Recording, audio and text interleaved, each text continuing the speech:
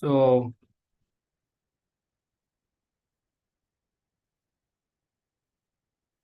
good afternoon, everyone. This is Dr. Nitin Tiwari, cornea and Lasik surgeon expert from Dr. Agrawal's Eye Hospital, Advanced Eye in Vashi. So, I will just give a brief introduction what we are going to speak in this coming few minutes. Basically, the main core of this entire discussion is going to revolve around different types of Lasik and who all are suitable, what are the nitty-gritties, what are the myths what we have to burst about LASIK, and what's the hesitance for the patients to undergo for LASIK procedure. So basically there are around, if you just type on Google LASIK, you will get at least bombardment with all the types of LASIK, right, coming from Contura, bladeless, femtolasic.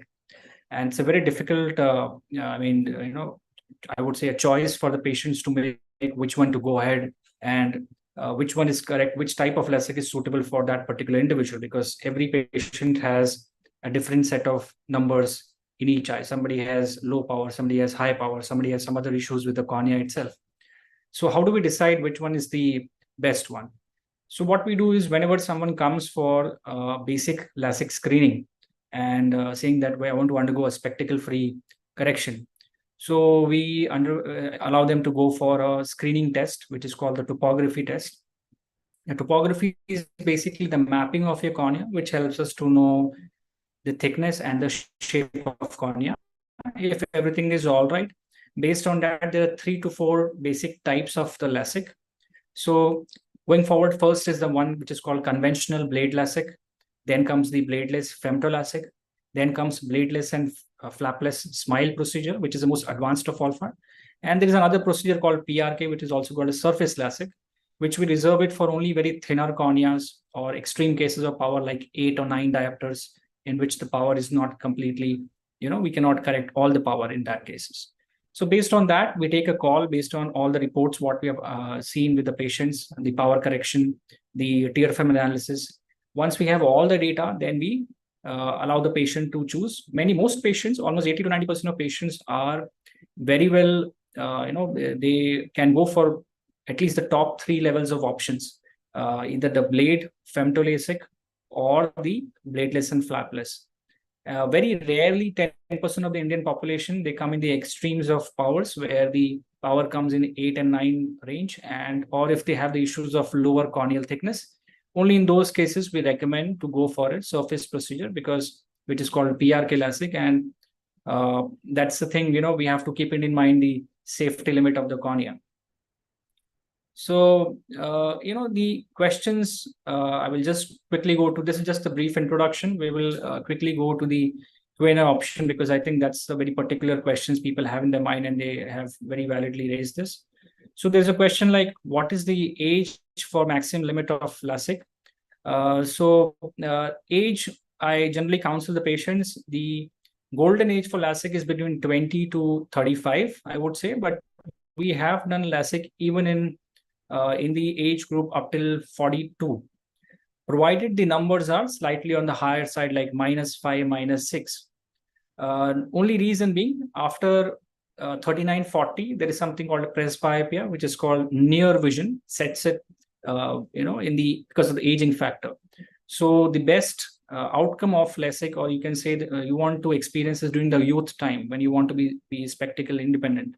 So 20 to 35 is a golden period. Beyond that, definitely it's doable, especially if the powers are high, like -5, -6, up till 42. There's another question like, I have glaucoma, can I go ahead with that?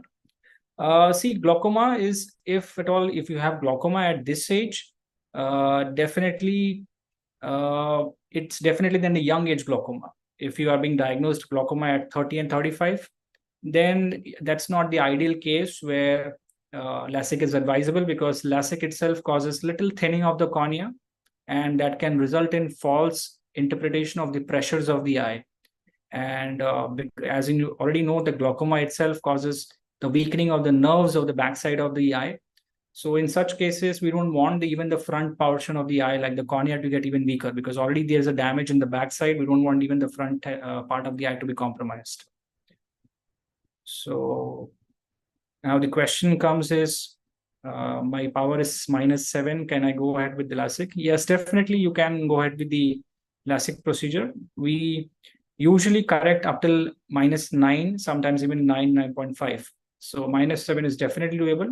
But like I said, we have to first go thoroughly through the topographic scans, see them what's the thickness of the cornea, and based on that, we should be able to do it. But definitely doable.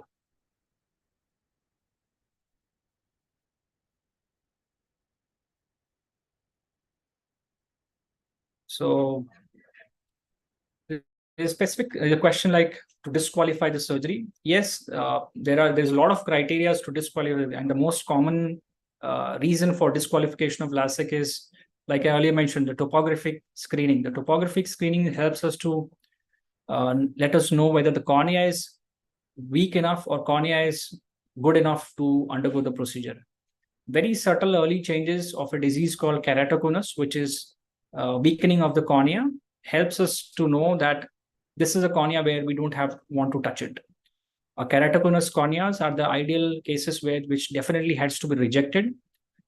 If there is no other issues, no keratoconus, it's a healthy cornea. Even if the cornea is thinner, still the procedure is doable. And the total cost, there's a question like total cost of the procedure. Again, it varies from the type of procedure which you're going to choose, right? From 50,000 of blade LASIK till 1,40,000 of smile. There's a question where they're asking is like, can LASIK cure nearsightedness or myopia? So yes, in fact, LASIK is the treatment of choice for correction of myopia. 95% of Indians have myopia, and most machines are compatible with the myopia. In fact, the issue and the question should be whether we can correct the hypermetropia, because that's which is called the plus power in young people, and that affects only the 5% of Indian population. And that's the only case of hypermetropia plus power where the results are slightly unpredictable, not that doable, but the results and the machines are not compatible that much with the plus power as compared to the minus power. So minus power from 1 till -9 is definitely doable. But in plus powers, we are very little skeptical and we try to correct only till +3, not beyond that. Like I said, because the results are not that predictable into that. So one person has asked me, I am age 44, what test I generally need to undergo. I think I've already answered that question. And there's a specific question about the success rate of LASIK post 40 years, very interesting. So you have to define, how do you define actually the success rate? Success rate is basically getting rid of all the power. So like I said, the only issue with the presbyopic LASIK means anything beyond 3940 is that your minus number definitely becomes 0. But as soon as that minus number becomes neutral, because of the aging factor, your +1 near gets added up. And that is purely because of your aging effect. It's nothing to do with the LASIK procedure as such, but it's because of the aging factor. So like I previously said, the best age to get it done is like 35, 36. Before that, if not, still 40 is never late. So they've asked like a LASIK in a myopic child. So LASIK, the legal age to do in India is 18 years and above, but there are only few exceptions, very rare exceptions. I would say 0.5 to 1% rare exception, that much. We usually don't do LASIK before 18 years of age, unless and until there is an issue of amblyopia. When I say amblyopia is basically a lazy eye where it's setting in. So lazy eye, because there is always multiple other treatment options apart from LASIK, which are much more non-invasive procedures. So that's the reason we don't go for a surgical LASIK option in a child, because there are multiple options like patching the eye, special glasses called DIMS glasses for for correcting the lazy eye. So definitely not advisable in a young child. Anything beyond 18 years, definitely doable. So there's another question where whether it's safe or is there any post-surgery complications? So that's So it's one of the very important questions which has been raised, and I'm sure people are very scared when it comes to eyes, because that's the most one of the a very precious part of the body where you can see everything. So LASIK in today's era, with the kind of technology and the machine platform we have, it's like very safe procedure. In fact, one of the safest procedures on the human body, even I would say safer than cataract surgeries. The only drawback, I would not say any complication, there is only drawback, is that all LASIK induces little bit of dryness. But in today's era, when we are using mobile, laptops, and multiple other digital stuff, I think dryness is a part of our life. So we just substitute those dryness effect by giving some lubricating drops for 3 to 6 months post LASIK surgery. Per se complications are very rare, especially with the bladeless and smile. The complications are as good as low as, I would say 0.1 to 0.2%, which is like 1 in 1,000 case. And most patients are able to tolerate the procedure because the procedure just lasts hardly for 1 or 2 minutes. So I'm sure most people should, be able to bear for 1 or 2 minutes for getting lifetime independence of the glasses. So there's another good question. Would eye power increase post LASIK surgery? If yes, with how many years? So this question is only aimed at, I would say particularly, in patients with very high power, like somebody with -8, -9, and getting a LASIK done at a very young age. When I say young age means 18, 19, 20, or max 21. So these are called young high myopes. Young high myopes, like somebody of 19, 20 years old, having a power of 8 and 9. So there's a phenomenon called myopic regression. So what happens is when you're correcting such a high power by a surface LASIK, there is always a tendency of power coming back. But this tendency, it's not that it will come in all the patients. Mostly around 5 to 10% of patients might get 1 or 2 diopters of power later part in the life, maybe 5, 6 years down the line. And it happens only mostly with the high power patients, like 7, 8, 9. So younger the patient, the chances of power coming back, myopic regression, that's a technical word for it, is much higher. Higher the power, again, the chances of coming back is again much higher. Also, this question is particularly asked by me, asked to me by most patients, power fir se aa gaya, what to do for that, So the issue is, you have to also, not just the surgeon. I always tell all the patients, always select a place where, what kind of machine do they have? What kind of platform of machine which you have? Because LASIK surgery, unlike cataract surgery, is 70% to 80% dependent on machine. And hardly the surgeon does is 20 to 30% of the job. Unlike cataract, where the reverse happens, 80% job is done by the surgery, 20% is on the by the machine.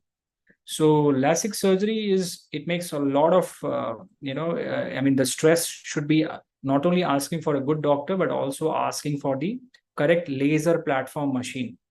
It makes a lot of difference. We have seen patients who have very previously undergone procedures for LASIK somewhere, like, I would say those are the earlier generations of LASIK machines. And quite a few of instances have reported where their number has come back again.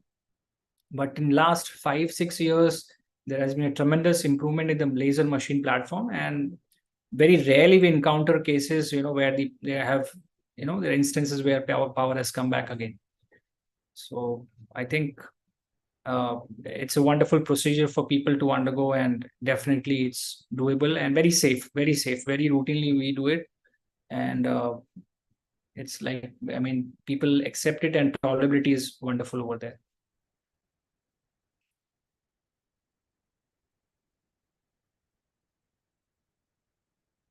Any more questions? We have to just...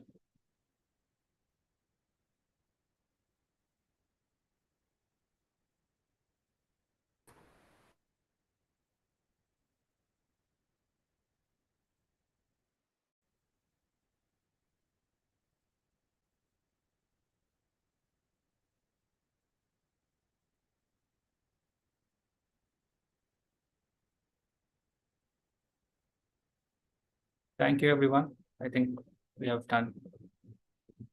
I think it's a wonderful session, and I hope I have enlightened most doubts and I've answered the questions to most doubts.